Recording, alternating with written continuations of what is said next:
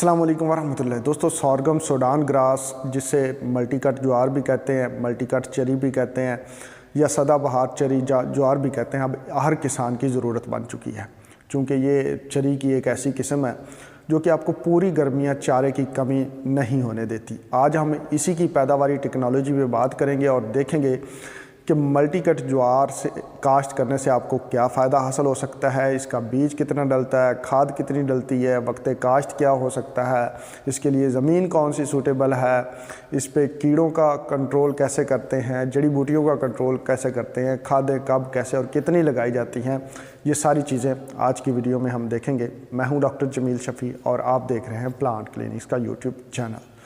दोस्तों, sorghum Sudan grass जो कि अफ्रीका का ओरिजिन है और वहाँ पे सोरगम और सूडान ग्रास को आपस में क्रॉस करके इसका एक हाइब्रिड बनाया गया है।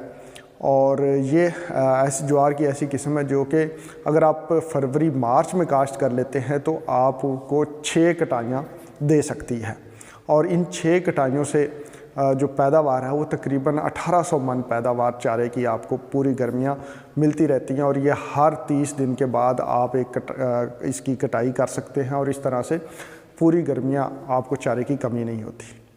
अब सवाल आता है कि इसको काश्त कब करें। दोस्तों, इसकी अगर आपने 6 कटाइयाँ लेनी है तो ज़रूरी है कि आप इसको फरवरी मार्च में काश्त कर लें। बाकी अगर आप इसको अप्रैल में गंदम के बाद भी काश्त कर सकते हैं, लेकिन जितनी लेट करते जाएंगे उतनी जो कटाइयों की तादाद है वो कम होती जाएगी और उतना ही हमें जो है वो इसका फ़ायदा कम होता जाएगा। तो जितनी जल्दी काश्त कर लेंगे उतनी कटाइयाँ बढ़ जाएंगी। अब इसके लिए ज़मीन कौन सी बेहतर है, तो दोस्तों ये चूँकि गर्म इलाके से आई हुई फसल है तो ये बहुत अच्छा जो है वो बर्दाश्त करती है एनवायरमेंटल या माहौलियाती जो दबाव होते हैं उनमें। ये अच्छी ज़मीन में भी उग जाती है और थोड़ी सी अगर कलर वाली ज़मीन हो तो वहाँ पे भी ये अच्छी पैदावार दे जाती है। तो जो बेहतरीन ज़मीन इसके लिए समझी जाती है वो मेरा ज़मीन बेहतर है, बाकी कलराठी ज़मीन को भी ये बर्दाश्त कर जाती है। अब आ जाते हैं कि इसका चारे का बीज कितना डालेंगे। तो दोस्तों, सोरगम सूडान ग्रास का अच्छा बीज जो है वो इंपोर्ट किया जाता है और इंपोर्टेड बीज जो इस्तेमाल किया जाता है वहाँ पे 10 किलो फ़ी एकड़ रिकमेंड किया जाता है।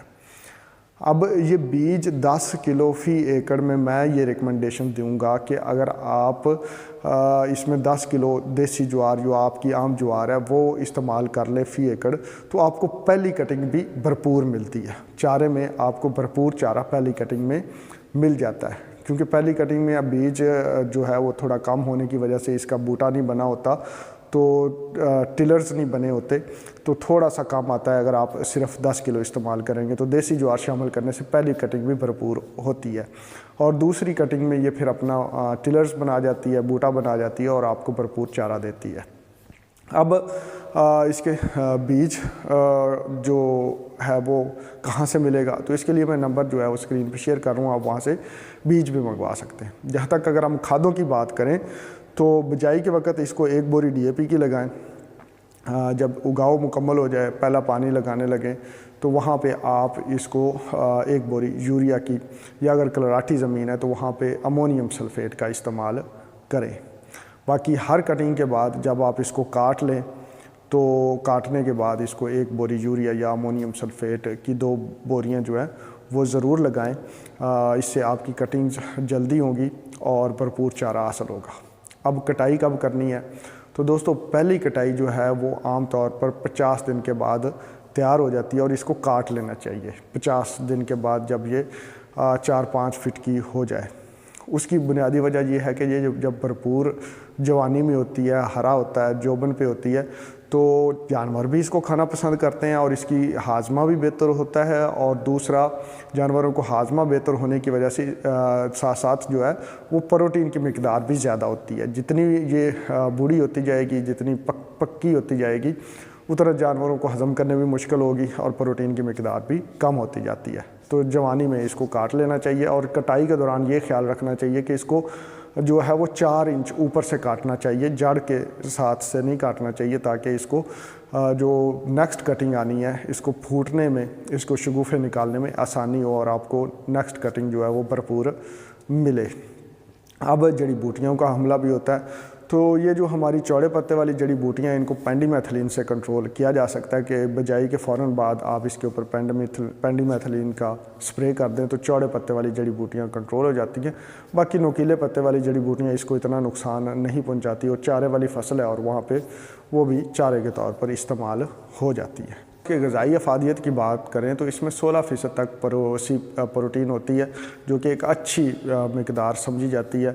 एक जो मेजर मसला इसमें आता है, जो कि पिछले सालों में किसानों को देखने में आया है, कि इसके ऊपर कीड़ी का हमला होता है जिसकी वजह से इस फसल को नुकसान पहुंचता है। तो उसको कंट्रोल करने का तरीक़ाकार ये है कि जब आपकी फसल 15 दिन की हो जाए, उगाव मुकम्मल हो जाए, तो वहाँ पे आप रीजेंट 60 ग्राम जो है वो स्प्रे करें, या फिर कोराजिन जो है वो 100 मिलीलीटर स्प्रे कर दें और उसके बाद पानी लगा दें तो बेहतरीन कंट्रोल हो जाता है।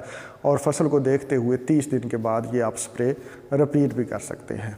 और अगर आपको ज़्यादा मुश्किल पेश आ रही हो और चारे का कद अच्छा हो गया हो तो कुटाई अगर आप जल्दी कर लें तो भी काफ़ी हद तक जो है वो आपकी फसल कीड़े के हमले से बच जाती है। और अगली कटिंग पे अगर आप स्प्रे वगैरह कर लें तो ज़्यादा अच्छे तरीके से कंट्रोल हो जाता है।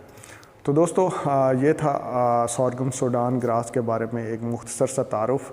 ये गर्मियों का बेहतरीन चारा है, आप इसको काश्त कर सकते हैं। और बीज की अगर आप पूछें तो मैं स्क्रीन पे नंबर शेयर कर रहा हूँ, वहाँ से आपको एक बेहतरीन किस्म का अफ्रीका से जनूबी अफ्रीका से दरामद शुदा बीज मिल सकता है। दोस्तों दुआ में याद रखिएगा, मिलते हैं अगले वीडियो में, तब तक अल्लाह हाफ़िज़।